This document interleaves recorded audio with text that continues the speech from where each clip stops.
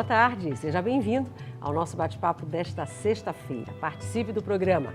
A Universidade Federal do Pará completa 60 anos de fundação. O reitor da instituição, Emmanuel Tourinho, está aqui conosco. Ele fala sobre a programação comemorativa, a esses 60 anos, e também sobre a trajetória da UFPA, que é a mais antiga universidade da Amazônia. Então tem muita coisa boa para a gente conversar sobre esse assunto. Em seguida, nós conversamos sobre o show do grupo Banguê de Remansinho, que vai se apresentar hoje e amanhã aqui em Belém. Quem vai falar sobre essa apresentação e sobre também a importância desse grupo, a origem dele, é o fundador do grupo, João Tenório, que está aqui conosco, e a professora universitária Viviane Mena, que tem um grupo de alunos que faz pesquisa sobre esse tipo de cultura aqui da nossa região. Mas falamos hoje também sobre cinema com o jornalista e crítico de cinema Augusto Pacheco, que vai entrar no intervalo. O tema é o grande cineasta japonês Akira Kurosawa, que será tema de uma oficina que será ministrada pelo Pacheco. E no último bloco, o músico Bruno Benites e o Heraldo Ramos, que é vocalista da banda Fruta Quente, que também entram no intervalo, vão divulgar o show Latinidade. Então tem muita coisa bacana para a gente conversar hoje no programa, são 4 assuntos diferentes e eu conto também com a colaboração hoje do jornalista Felipe Cortes, que está aqui conosco para me ajudar nessas entrevistas no estúdio. Eu agradeço imensamente ao Cortes pela gentileza por estar aqui com a gente. A jornalista Érica Lima recebe a sua participação, também agradeço muito a Érica. Você pode participar por e-mail e redes sociais, mas se você preferir, você liga para a produção do programa, faz as suas perguntas e no finalzinho concorre a ingressos que eu tenho para o show Latinidade, que nós vamos sortear. Esse show sobre o qual nós vamos falar hoje aqui também. Então, muito obrigada, viu, a todos vocês por terem vindo, sejam bem-vindos. E a gente vai fazer esse bloco, então, primeiro falando sobre os 60 anos da UFPA e depois sobre essa cultura, que é a cultura do Banguê e esse grupo, que é o Banguê de Remansinho. Agradecer ao reitor, obrigado por senhor ter vindo, boa tarde, viu? E primeiro parabenizar a todos da UFPA, claro, 60 anos dessa instituição que orgulha a todos nós. Eu passei por lá, Cortes também, enfim, a Érica, não sei se passou, mas enfim, todo mundo tem uma certa relação, de certa forma, com a UFPA, se não é de carinho, é porque estudou lá, mas é uma instituição que marca e está no coração de quase todos nós. Então, eu queria parabenizar por esses 60 anos. Antes de começar a falar da programação, do que já foi programado e o que já foi feito para comemorar essa data, queria falar um pouquinho da UFPA, do momento dela atual, uma universidade na região amazônica, que já é diferenciada por isso dentro do nosso país. Quer dizer, qual é o grande desafio dela no momento, o que está sendo feito, que é mais importante agora, então, para garantir esse espaço da UFPA aqui, essa instituição que é imensa também, com tantos campos espalhados pelo estado. Queria lhe ouvir um pouquinho sobre isso primeiro. Tá bom. Boa tarde. Primeiro, obrigado por essa oportunidade para conversar sobre a nossa universidade. A Universidade Federal do Pará é hoje a instituição que tem uma atuação mais abrangente em toda a Amazônia, E, como você disse, todo mundo tem alguma relação com a universidade, porque ao longo desses 60 anos, tudo que a universidade tem feito alcança toda a nossa população. É difícil você dizer um setor que não usufrui de modo algum do trabalho da universidade. Ou as pessoas foram formadas, ou elas usufruem do conhecimento produzido lá. E ao longo desses 60 anos, um avanço muito grande que nós tivemos foi o processo de interiorização. A universidade começou em Belém, mas foi para vários outros lugares no estado do Pará e até fora do estado do Pará.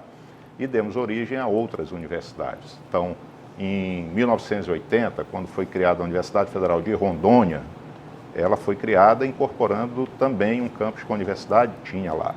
Em 1990 foi criada a Universidade Federal do Amapá. Foi desmembramento de um campus da Universidade Federal do Pará.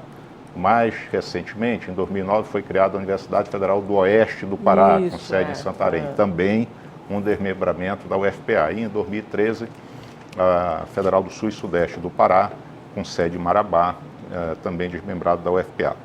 Nós hoje ainda continuamos sendo uma universidade multicamp, apesar desses desmembramentos. Nós estamos em Belém e mais 11 municípios com camp. Cada campus desse tem atividades em vários municípios no seu entorno. Então, hoje a universidade oferece cursos em 77 municípios do estado do Pará. Então, é um trabalho de grande alcance, com um impacto social muito grande, muitos jovens que não teriam, né, oportunidade de frequentar a educação superior se não houvesse a universidade nos seus municípios, estão tendo esse acesso. E nós ficamos muito felizes, né, de estar contribuindo assim tão decisivamente para o avanço social no nosso estado. Nós hoje somos uma instituição muito consolidada também na área de pesquisa e pós-graduação, então já somos um dos principais polos de pós-graduação no país e temos um grande desafio hoje que é consolidar a instituição num patamar de qualidade que esteja seja do mesmo nível das melhores universidades brasileiras e com um grau de internacionalização já também mais avançado. Nós já temos cooperações com muitas instituições estrangeiras, somos procurados por muitas instituições que querem fazer parcerias conosco, muito também por conta do fato de sermos a maior instituição da Amazônia. A Amazônia interessa para o mundo inteiro, né? E aí, como nós temos o maior parque de pesquisa da Amazônia, as instituições estrangeiras também nos procuram muito. Tem interesse, né? Temos um grande desafio que... É isso que eu ia perguntar, quer dizer, os desafios são muitos, claro, né? Mas, assim, se pudesse destacar alguns deles, quais seriam? Eu diria que hoje nós temos dois grandes desafios. Um, na área de qualidade acadêmica, que é mudar o nosso modelo de formação na graduação.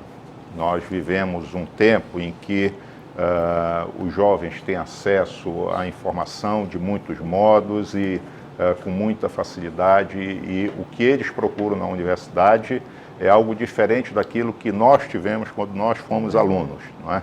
Então, a universidade precisa se atualizar nesse modelo de formação que ela oferece. Tem que ser um tipo de formação menos na sala de aula tradicional e mais colocando os alunos em projetos, em laboratórios. Isso parece fácil, dito assim, mas na prática, no dia a dia, não é muito fácil, né? Até porque os professores, muitos... ainda foram formados num modelo antigo. Outro modelo, numa outra época, né? Então essa é uma transformação grande, né? Sim, mas como toda transformação que é cultural, né, ela é gradual, ela não acontece de uma vez. Então nós já temos vários grupos que já fazem trabalhos muito interessantes, muito contemporâneos na área de pedagógica mesmo, da educação superior, quer dizer, que inovaram, estão fazendo coisas muito boas e muito eficientes, o principal, né? Quer dizer, você ter cursos que são estimulantes para os alunos e eficientes, né? Que provocam, que incitam o aluno a perseguir ideias, a criar projetos diferentes. Então, isso que nós estamos buscando. Temos um segundo grande desafio, que é... nós tivemos, ao longo da última década, demos um passo muito importante para a inclusão social, que foi criar políticas de ação afirmativa. Trouxemos para dentro da universidade um contingente grande de alunos egressos de escolas públicas de todos os municípios do estado. Trouxemos alunos com deficiências, trouxemos alunos indígenas, trouxemos alunos quilombolas. E muito desse avanço também representa um conjunto muito maior de demandas para a universidade, porque muitos alunos que entraram na universidade por meio dessas políticas de ação afirmativa são alunos que têm uma grande carência socioeconômica, não é? E nós precisamos dar as condições para que esses alunos permaneçam na universidade, condições de infraestrutura, apoio pedagógico, não é? E isso requer um esforço muito grande, inclusive um orçamento muito grande, porque nós não terá sido suficiente a gente trazê-los se nós não conseguirmos que eles permaneçam na universidade e tenham sucesso, sentido, né?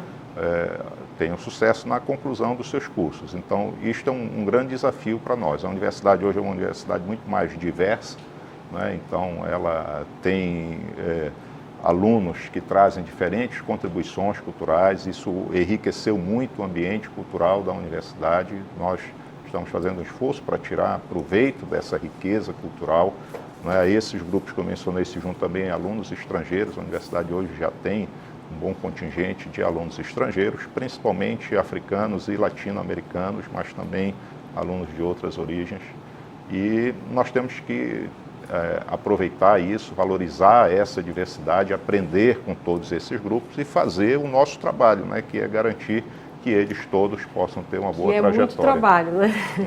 O Cortez quer fazer uma pergunta. Professor, parece que inovação é uma palavra que ela vem para abraçar todas as áreas dentro do conhecimento, e parece também que é uma das preocupações maiores da universidade hoje. Tem iniciativas como o Parque de Ciência e Tecnologia que elas canalizam, né? Elas buscam canalizar esse potencial criativo de diversos campos do conhecimento por meio de projetos práticos, possivelmente rentáveis numa perspectiva empresarial também. Mas uma outra coisa que sempre vem à tona e que tem a ver com o que o senhor começou a falar no início, que foi essa capacidade da universidade hoje de estar contaminando diversas partes da sociedade. A extensão é um meio representa muito isso. Sim. A extensão ainda hoje é um desafio, uma preocupação da universidade? Sim.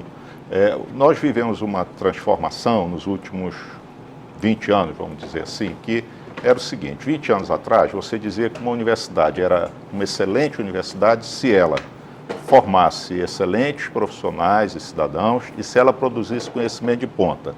Hoje, isto não é suficiente para você dizer que a instituição é uma excelente instituição. Ela tem que formar excelentes profissionais e cidadãos, ela tem que produzir conhecimento de ponta e ela precisa fazer este conhecimento chegar na mão de quem tem problemas concretos na sociedade para resolver. Isso inclui a parte de produção de bens e serviços, né, o incremento da economia, da geração de renda, da distribuição também da renda e da riqueza produzida, mas também inclui o enfrentamento de questões sociais, o desenvolvimento de políticas sociais que possam ser efetivas, né, na solução dos problemas da sociedade. Então, hoje a universidade faz um grande esforço nessa direção.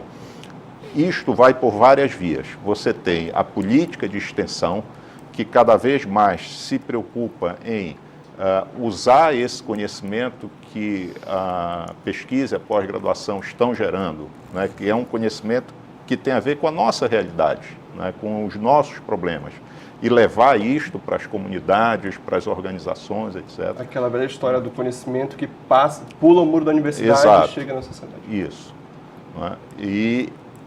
E a outra frente é, mais especificamente, nessa área de desenvolvimento de processos e produtos para o ambiente de produção de bens e serviços. E aí nós temos uma agência de inovação que apoia projetos de inovação, aí, tanto na incubação de empresas de base tecnológica. Nós incubamos várias empresas de base tecnológica dentro da universidade, transferência de conhecimento para a sociedade, propriedade intelectual, e temos uma cooperação com o governo do Estado no Parque de Ciência e Tecnologia, onde nós temos vários laboratórios que estão lá para prestar serviços aos setores que necessitam de serviços tecnológicos de ponta. Então, nós temos um laboratório de alta e extra alta tensão, que presta serviço para a indústria eletrointensiva, onde antes elas tinham que ir fora do estado buscar, né, esses serviços que elas necessitam. Temos um laboratório de qualidade do leite, que vai poder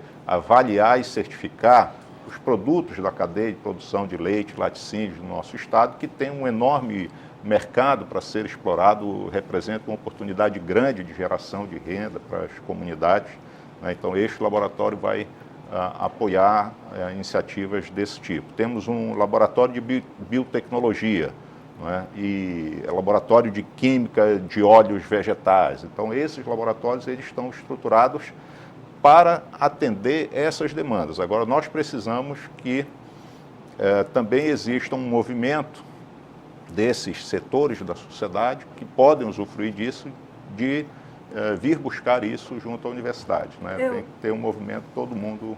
Quer fazer uma pergunta, como foi conversado, né? Eu também fui muito tocada. Aliás, eu moro hoje no Pará graças ao projeto Infinopap, da professora Maria do Socorro Simões, no qual eu acompanhei por 10 anos, enquanto artista viajante, criando narrativas e aquarelas, né?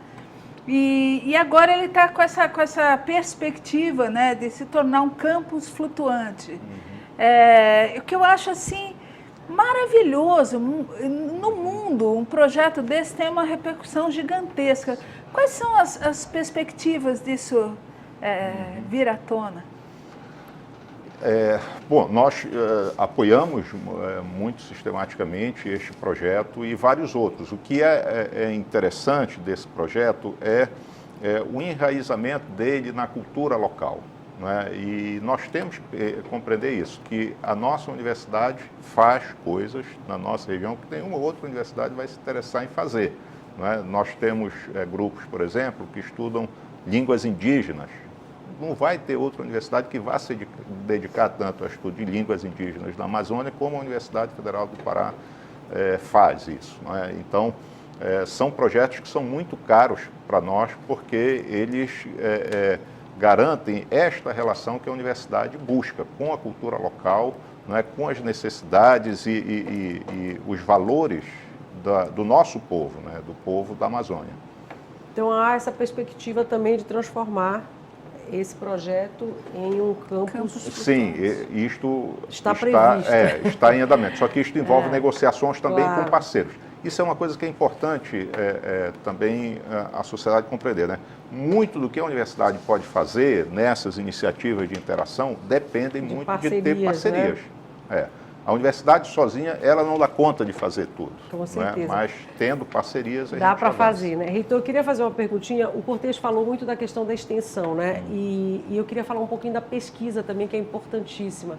De certa forma, na sua resposta, o senhor já contemplou o que eu vou perguntar aqui, mas eu queria só aprofundar um pouquinho mais, que é essa questão dessa relação da universidade, do que ela gera, né? De produção científica, e essa relação com o mercado, né, ou mesmo com os órgãos públicos, quer dizer, do resultado dessas pesquisas todas chegarem até o fim, que é a razão de ser das pesquisas de um modo geral, né?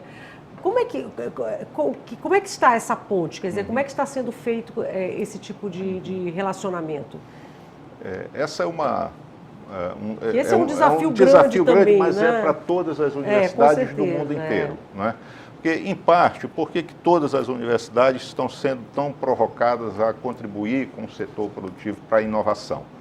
Porque fazer pesquisa em qualquer universidade do mundo se tornou algo muito caro, porque as pesquisas hoje incorporam tecnologias de ponta que custam caro, né? E as sociedades hoje, para financiarem as pesquisas, elas então requerem esse esforço adicional da universidade de fazer esse conhecimento gerar na ponta lá alguma solução, algum produto que ajuda, né, de um modo mais rápido a sociedade a se desenvolver. Mas não é possível fazer inovação sem pesquisa básica. Então, muitas das coisas que nós usufruímos hoje no dia a dia, na área de saúde, de transporte, de qualquer área, só existem porque em algum momento foram realizadas pesquisas sem o interesse num resultado imediato, né? Que é esta pesquisa básica que se ocupa de compreender os processos, os fenômenos, e que pode ou não resultar depois em aplicações, né? Então, a universidade ela se movimenta tentando, ao mesmo tempo, garantir a continuidade da pesquisa básica, que é fundamental para qualquer universidade, inclusive para que ela tenha excelência acadêmica, ela tem que se dedicar à pesquisa básica, mas, ao mesmo tempo, incentivar os grupos que fazem pesquisa básica a também buscarem desenvolver, né, esse outro braço da pesquisa, que é mais aplicada, né, mais voltada à geração de produtos e de soluções. Só mais uma pergunta, né, Cortez? Você quer fazer alguma ainda? A Érica, não sei se tem alguma coisa ali. Sim, tem. Deixa eu te dar uma vez, então, para o telespectador. A Ana Maria da Sacramenta, ela parabeniza a universidade e diz que mesmo com tantos desafios, há muito que se comemorar. Inclusive, teve, né, recente, o primeiro aluno indígena que se formou em Direito. Aí ela quer saber qual é o percentual desses indígenas na universidade. Hoje, o número de alunos indígenas é um número pequeno ainda na universidade, mas nós temos discutido muito com as associações de alunos indígenas e outras representações das comunidades indígenas, estratégias para incrementar isto, não é? Por quê? Porque quando o aluno procura a universidade, nós temos um processo seletivo especial para indígenas e quilombolas. Esse processo seletivo especial garante que em toda a turma de cada curso tenha 2 vagas para alunos indígenas e 2 vagas para alunos quilombolas. Mas o que acontecia? Nós tínhamos uma disputa muito grande em 3 ou 4 cursos e alguns cursos não tinham nenhuma demanda. Então, isso acabava impedindo que avançasse mais rapidamente o contingente de alunos indígenas. Então, o que é que nós fizemos no último PSE, que é esse processo seletivo especial? Nós introduzimos algo que não existe mais no vestibular usual. Nós colocamos a segunda opção, para que eles possam, eventualmente, dizer, mas se não entrar neste curso, que é para onde, né, drena toda, ou pelo menos a maior parte da demanda, que ele tenha uma segunda área de interesse. E com isso nós já aumentamos a taxa de entrada de indígenas e quilombolas, de aproveitamento dessas vagas. Agora estamos fazendo também, começando um processo novo para eles, especificamente, de mobilidade dentro da universidade. Por quê? São candidatos que entram com muito menos informação sobre os vários cursos. Então, é muito mais frequente que ele entre, comece a fazer o curso e descubra que não tem vocação para ali, não é exatamente o que ele queria. Ele tem mais possibilidade de escolher uma outra isso. área, né? A gente vai ter um processo de mobilidade especial para que eles possam... Então, a instituição vem fazendo vários esforços nesse sentido, de aumentar esse contingente, que é fundamental. Não faz sentido você ter uma universidade na Amazônia que não tem indígenas dentro, que não usufrui da cultura indígena, que não interage com as comunidades indígenas. Só para a gente aproveitar essa pergunta e falar também, qual é o número total de alunos da UFPA? Só para a gente sentir aí o tamanho dela, né?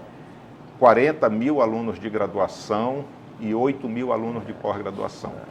Só para a gente sentir aí o... Desses 40 mil de graduação, aproximadamente metade, ou seja, 20 mil, estão no interior do estado. Maravilha. Para encerrar, tem mais uma, Cortez? É exatamente sobre isso que eu ia falar, o multicamp, os multicamp da UFPA, que hoje você tem uma população de estudantes na universidade. Sim. Só no que a gente chama de interior, ou seja, os outros municípios do Pará. É quase a metade do número de estudantes. Também deve ser um desafio gerir isso e direcionar esforços para dar atenção a esses diversos outros campos da universidade. Né? Sim, é toda uma nova ordem de desafios, de questões para serem equacionadas. Agora, uma coisa que é importante dizer, né? O avanço que houve nos campos do interior foi extraordinário. Nós começamos com cursos de licenciatura, era para formar os professores da educação básica. Hoje, todos os campos têm cursos de bacharelado.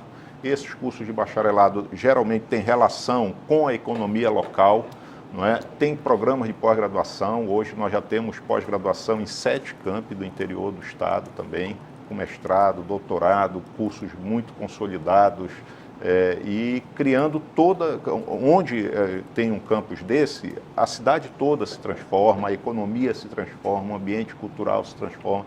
Então, é um projeto muito caro para a universidade, caro no sentido de gratificante, de valioso para a universidade, né? Nós sabemos que há muito por fazer, né? Como a universidade chegou mais tardiamente a esses outros municípios, as carências são maiores. Mas a nossa filosofia é de enfrentar os desafios e não conter o processo de expansão pelas dificuldades que precisam ser enfrentadas. Para a gente encerrar mesmo de verdade, eu só queria que o senhor falasse um pouquinho dessa parte da celebração, porque esses 60 anos vêm sendo muito bem comemorados ao longo do ano, é claro, mas domingo agora vai haver a apresentação da Orquestra Altino Pimenta no Teatro da Paz, que faz parte também desse aniversário, né, das comemorações. Isso. A universidade ela foi criada em 2 de julho de 1957. Foi a data de publicação do decreto de criação. Mas em janeiro de 59 houve uma cerimônia no Teatro da Paz de instalação da universidade, com a presença do então presidente Juscelino Kubitschek. E aí, por isto também este evento vai acontecer no Teatro da Paz. Aí nós teremos a apresentação da Orquestra Sinfônica Altino Pimenta que é da nossa escola de música, da UFPA, vai ser regida pelo maestro Miguel Campos Neto, e eles vão executar a 9ª Sinfonia do Beethoven com 2 coros. Um coro da 9ª Sinfonia, que foi composto para esse espetáculo, que é regido pelo professor Agostinho Fonseca, também da nossa escola de música, e o coro universitário, que é um outro coro da Universidade Federal do Pará, regido pela professora Cristina Otaki, que é da Faculdade de Música. Então vai ser uma grande festa, uma celebração para toda a comunidade da universidade. No domingo, às 8 horas da noite, Isso. mas é um evento, claro, para convidados, um evento da UFPA, né? Só para a gente deixar claro aqui, porque senão alguém dizer, não, eu quero comprar ingresso. Não, mas nós fizemos assim, nós quisemos que todos que tivessem vontade pudessem participar. Então nós... obviamente tem alguns convites oficiais que você tem que fazer, mas pegamos uma parte dos ingressos, divulgamos para a comunidade e distribuímos no último dia 27, aquelas pessoas que tinham interesse de ir puderam receber. E como existe o risco de algumas pessoas retirarem e não irem, nós distribuímos pré-ingressos que vão ser trocados na hora lá. Então, se alguém não trocar, vai sobrar ingresso para atender quem aparecer lá na hora que tiver vontade de participar da festa. Então, lhe agradeço imensamente por ter vindo. Parabéns novamente aos 60 anos da UFPA. Essa instituição, como eu disse, que todos nós admiramos de alguma forma e somos atingidos, tocados por ela. Agradeço imensamente ter vindo nessa conversa com o reitor da UFPA, Emanuel Tourinho, que está aqui com a gente para falar, esteve aqui conosco, vai continuar, né? Para falar sobre esse assunto que é tão importante para todos nós. O senhor continua conosco esse bloco.